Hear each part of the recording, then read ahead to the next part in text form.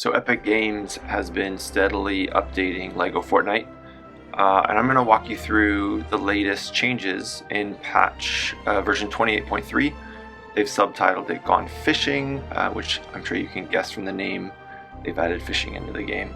Before we get started, if you enjoy this content, hit the like button, subscribe for more. We're going to try to do more of these as each patch comes out. We'll walk you through the patch notes. Hopefully you find that helpful. We enjoy looking at these when they're posted to get an idea of what's changed in the game. So as of this update, fishing is now added to the game. You can craft a fishing rod.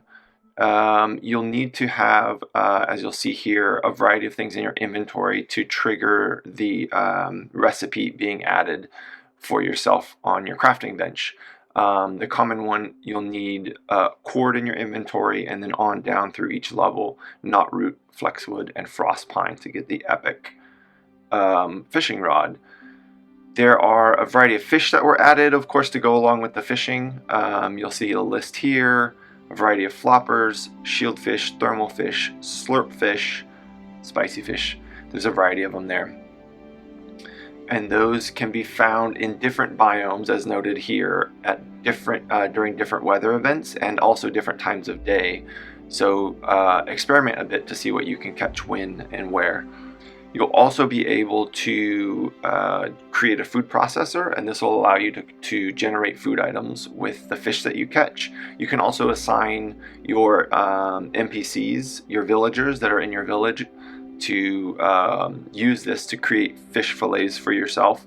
You can also take those fish fillets over to your juicer that's in your village as well and generate these bait buckets. And in these bait buckets you can throw into water to help generate fishing spots. So they've created a nice system that kind of feeds into itself with these new features. And then these different levels of bait buckets. You've got common, uncommon, and rare. And epic could potentially draw in more uncommon or rare fish. There's a note here that mentions Turk as a villager that might join. They've added a few NPCs with this. We have not met them, and we've not been able to get our villagers to be able to fish with us. So if you do, let us know in the comments. I'd be curious to know which villagers will go fishing with you, if any of them do at all. On top of fishing, there were some more updates. They've added sand and glass as resources that you can acquire in the game. Now, sand, you need to go to a beach and you can shovel that up, and you can add sand to your inventory, and then you can take sand to your smelter and you can generate glass. With glass, there's a variety of new things that you can generate, including the spy glass, which is really cool. It allows you, I'm sure as you can imagine, to see out into the distance, but one of the cool things about it is you can spot things in the distance, and you can use your marker to mark things at a distance and then travel to them, which is really cool. They've also added a basic compass and a more advanced compass. These will add a bar at the top that sort of shows you which direction you're heading, north, south, east, and west.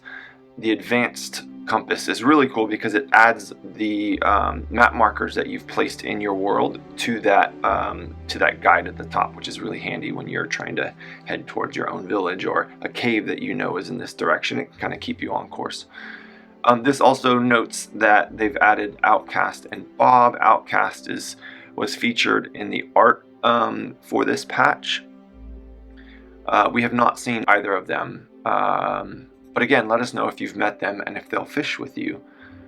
They've also added new charms that you can craft. There's a reflection charm that can deal damage back to someone who's damaged you or something that's damaged you. And then they have another one called the wave break charm, which increases your swimming speed, which you can now craft in your crafting bench. They've added a few more Lego styles from existing outfits that you might have owned. There's two of them that are related to a Nike skins that they've done. They actually look kind of cool, to be honest. It's kind of cool to see a Lego minifigure starting to get some of these elements of sort of cross promotions that you wouldn't normally expect outside of a video game. So yeah, the Nike skins are pretty cool. There's Iron Man Zero, and then there's a few of these which are sort of esports and sort of social media influencers that are popular in the Fortnite sort of online community that they've turned into Lego skins that are pretty cool. So some of the skins when the game first launched weren't that upgraded, or they didn't look sort of like the characters that they were meant to. They're slowly working through and adding the upgraded versions in, and they're allowing you to choose that more basic one if for some reason you really liked it and you didn't want the upgraded one. You now have the option to choose between the two of those from your inventory. From there, there's a variety of gameplay improvements and adjustments and bug fixes, and I'll just run you through those real quick. This is a really exciting one for us because we've bumped into the ceiling ourselves already. So they've increased the number of villagers you can have in a world to 20, meaning that you can have 4 villages in your world with 5 villagers each in each of those villages, which is great. So they've upped that cap. Players can now sit in chairs. Recipes now consistently unlock in sandbox mode. They fixed an issue where players' stamina wouldn't recharge. We've experienced that ourselves and are glad they fixed that. Players no longer spawn inside foundations of buildings, inside the snow, or on top of things that weren't on top of when they had logged out. This had happened to me. I had my character stuck in the foundation of a building, and I was actually unable to play the game for about a week. I could have started a new world. I didn't want to. I wanted to play in the world that we've been working in, and my character was stuck. Every time I booted the game, I was sort of pinned to the ground. So glad to see that they fixed that. Friendly villagers accompanying you on your adventure can now jump out of the water instead of getting stuck. Villagers accompanying you into caves aren't worried that it's raining outside. Daggers now consistently deal damage while underneath enemies. They've recentered the dynamic platform's pivot point to be in the middle of the platform so it rotates and snaps correctly. In terms of stability and performance, they fixed an issue where that would sometimes stop players from rejoining their world. In terms of physics, they fixed an issue where players would sometimes aren't able to place building parts on dynamic foundations until they were moved. Fixed an issue where objects would sometimes disappear from caves, and resources will now consistently drop from objects destroyed by physics. And in the UI, several menus now accurately show your Lego style outfit portrait, which is nice that they fixed that. We've seen that a few times. The kids have pointed out that I would be a sort of a Ninja Turtle, but my icon would be a clone trooper. They fixed that, which is nice. And then they fixed an issue where players could open the crafting menu while upgrading the crafting bench.